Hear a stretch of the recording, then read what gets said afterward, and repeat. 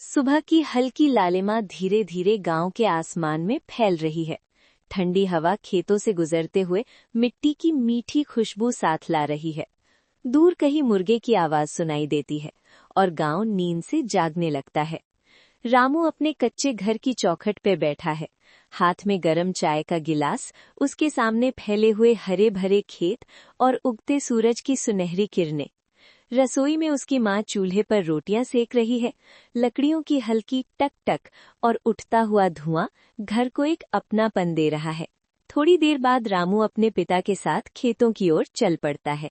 कच्ची सड़क, दोनों तरफ नीम और आम के पेड़, पक्षियों की चहचहाहट और हल्की हवा की सरसराहट। खेतों में पहुंचकर वो मिट्टी को हाथ में उठाता है, इसे महसूस करता है जैसे यही मिट्टी उसकी असली पहचान हो।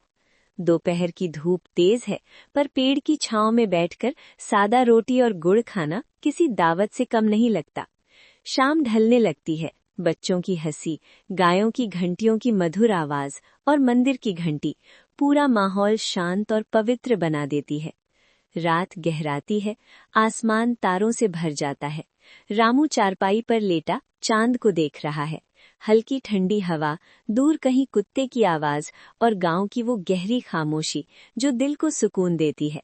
उसे एहसास होता है कि असली खुशी बड़े शहरों की चकाचौंध में नहीं, बल्कि इसी मिट्टी, इसी हवा और इन सच्चे रिश्तों में छुपी है।